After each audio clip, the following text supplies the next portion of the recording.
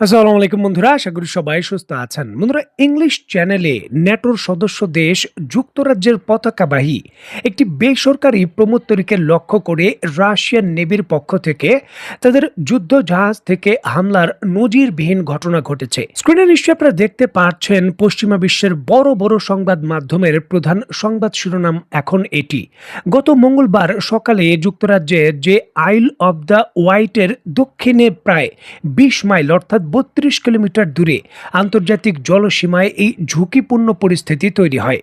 London ও মস্কোর মধ্যে বিদ্যমান চরম কূটনীতিক উত্তেজনার মধ্যেই এই ঘটনা আন্তর্জাতিক অঙ্গনে নতুন করে আলোড়ন সৃষ্টি করেছে। বিশেষ করে মাত্র কয়েকদিন পূর্বেই রাশিয়ার যিনি মুখপাত্র রয়েছেন, সামরিক মুখপাত্র, তিনি দাবি করেছিলেন যুক্তরাজ্য সহ এই ন্যাটো দেশগুলো আকস্মিকভাবে কৃষ্ণ সাগরের উপকূলে এবং বাল্টিক সাগরের উপকূলে এই রাশিয়ার যে সকল নৌবাহিনীর ঘাঁটি রয়েছে আকস্মিক হামলা করতে পারে। দেখুন, রাশিয়ার পক্ষ থেকে এই দাবি করার মাত্র একদিন পরই ন্যাটো সদস্য দেশ যুক্তরাজ্যের পতাকাবাহী প্রমোত্তরীতে রাশিয়ান নেভির পক্ষ থেকে এই পদক্ষেপ নেওয়া হলো। দেখুন, অত্যন্ত গুরুত্বপূর্ণ এই বিষয়টিকে কেন্দ্র করে মার্কিন সংবাদ মাধ্যম সিএনএন তাদের প্রতিবেদনে জানিয়েছে, রাশিয়ার যুদ্ধ জাহাজ অ্যাডমিরাল গিগোচিপ থেকে ব্রাইট ফিউচার নামে ব্রিটিশ সেই বেসামরিক ইয়টে প্রমোত্তরীটিকে লক্ষ্য করে সতর্কতামূলক ফায়ার করে রাশিয়ান যুদ্ধ জাহাজটি।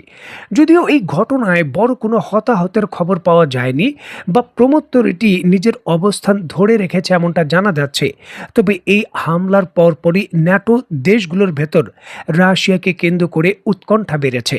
দেখুন, রাশিয়ার এই সামরিক পদক্ষেপ সম্পর্কে রাশিয়ার প্রতিরক্ষা মন্ত্রণালয় দাবি করছে, ব্রিটিশ ইয়টটি এমন এক ঝুঁকিপূর্ণ গতিপথে চলছিল যাতে সেটি যুদ্ধ জাহাজটির সঙ্গে বিপজ্জনকভাবে কাছাকাছি অবস্থানে পৌঁছে যাওয়ার আশঙ্কা তৈরি হয়েছিল। আর এই জন্যই কিন্তু রুশ পক্ষ থেকে জানানো হয় যে রেডিওর মাধ্যমে ইয়টের ক্রুদের সঙ্গে একাধিকবার যোগাযোগের চেষ্টা করলেও কোনো সাড়া না পাওয়ায় তারপর রাশিয়ান জাহাজের পক্ষ থেকে এই পদক্ষেপ নেওয়া হয়। দেখুন, নৌযানটি একইভাবে মাত্র ১৫০ মিটার দূরত্বে পৌঁছে গেলে ফ্রিগেট কমান্ডার ছোট অস্ত্র ব্যবহার করে সতর্কতামূলক গুলি ছোড়ার নির্দেশ দেন। ঘটনার ব্যাখ্যায় মস্কোর পক্ষ থেকে দাবি করা হয়েছে, তাদের ক্রুরা আন্তর্জাতিক সামুদ্রিক যে বিধিমালা রয়েছে তা কঠোরভাবে পালন করার পরই এই সিদ্ধান্ত নিয়েছে। এখন দেখুন, ইংলিশ চ্যানেল যেটা ব্রিটিশ সীমান্তের কাছাকাছি একদম, এবং তারা এই ইংলিশ চ্যানেলকে নিজেদের প্রভাব বলয় মনে করে, আর সেখানে রাশিয়ান যুদ্ধজাহাজ প্রবেশ করে ব্রিটিশ জাহাজের বিরুদ্ধে সামরিক পদক্ষেপ নিয়েছে। যদিও দুইজনের ব্যাখ্যা দুই রকম রয়েছে, তবে এই ধরনের হামলা প্রমাণ করতে চাচ্ছে রাশিয়া তাদের যুদ্ধ জাহাজগুলো এবং সামরিক উপস্থিতি ইংলিশ চ্যানেলে এবং বর্তমানে যুক্তরাজ্য এবং ইউরোপের কাছাকাছি খুবই শক্তিশালী অবস্থায়।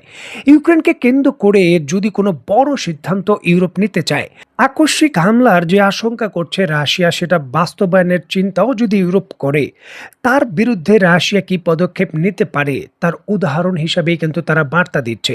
এবং এই বার্তা এমন এক সময় দেওয়া হলো যখন যুক্তরাষ্ট্র অস্ত্র সংকট এবং ব্যয়বহুল যুদ্ধের কারণে ইরানের সঙ্গে সমঝোতা করে মধ্যপ্রাচ্যের যুদ্ধ থেকে ফিরে আসছে।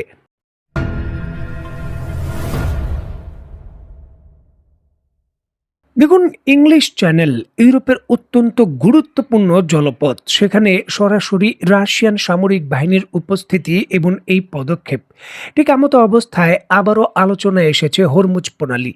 যদিও যুক্তরাষ্ট্র এবং ইরানের মধ্যে চুক্তিতে নিশ্চিত করা হয়েছে হরমুজ প্রণালী থেকে কোনো টোল আদায় করা যাবে না, টোল মুক্ত থাকবে, তবে সেখান থেকে অনেকটাই সরে এসেছে ইরান। দেখুন, ইরানের পক্ষ থেকে নিশ্চিত করা হয়েছে হরমুজ প্রণালীতে তারা টোল আদায় না করলেও সার্ভিস ফি নেবে। মানে এই হরমুজ প্রণালীতে ইরানের দাবি অনুসারে তারা বিভিন্ন ধরনের যে সেবা প্রদান করবে তার বিনিময়ে জাহাজগুলোকে অবশ্যই সার্ভিস ফি দিতে হবে। এখন সার্ভিস ফি আসলে কি?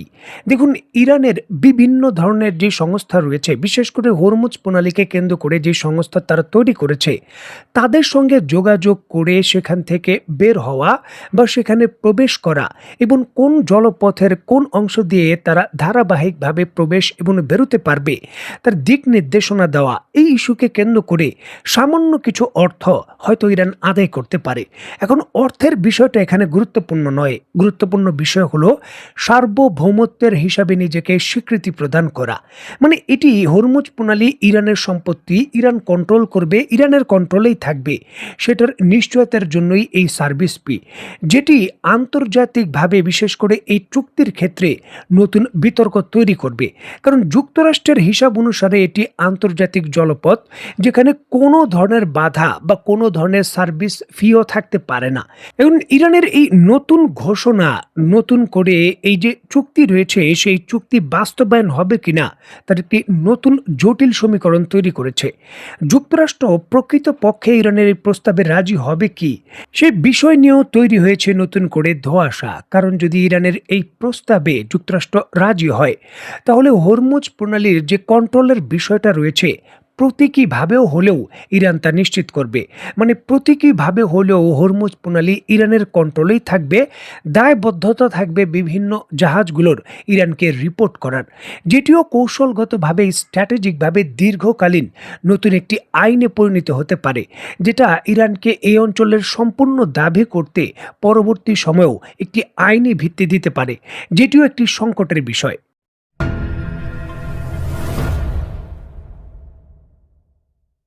দেখুন, যুক্তরাষ্ট্রের পরিকল্পনায় আসলে কি আছে তা বলা খুব মুশকিল।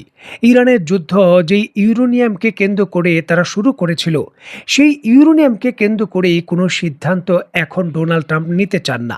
তিনি দাবি করেছেন যে ইরানের ইউরেনিয়াম সম্পর্কে তাড়াহুড়ো করে এখনই তিনি কোনো সিদ্ধান্ত নেবেন না। দেখুন, হোয়াইট হাউসে সাংবাদিকদের সঙ্গে আলাপকালে ট্রাম্প তার বক্তব্যে বলেন, আমরা যখন এই ইউরেনিয়াম নিজেদের নিয়ন্ত্রণে পাবো তখনই ধ্বংস করে ফেলবো।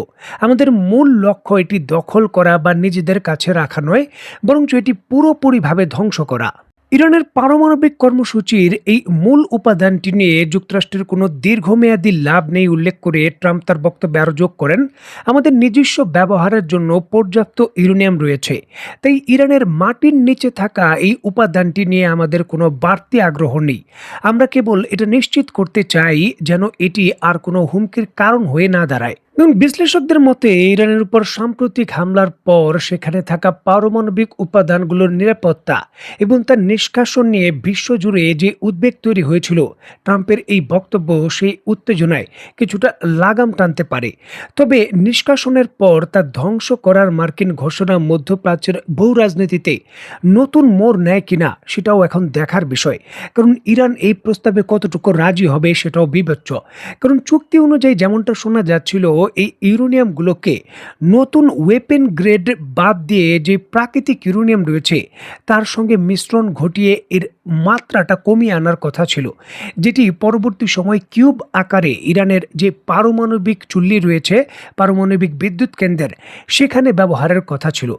দেখার বিষয়, পরমাণু ইস্যুকে কেন্দ্র করে যেহেতু সুনির্দিষ্ট কেউ কোনো সিদ্ধান্তে পৌঁছতে পারেনি, চূড়ান্তভাবে এই চুক্তি কার্যকর হলে বা স্বাক্ষরিত হলেও কতদিন টিকে। তো বন্ধুরা, আজকের মতো বিদায়, নতুন কোনো ভিডিও নিয়ে আবার দেখা হবে। সে পর্যন্ত সবাই ভালো থাকবেন, সুস্থ থাকবেন এবং বাংলাদেশকে ভালোবাসবেন। আল্লাহ হাফেজ।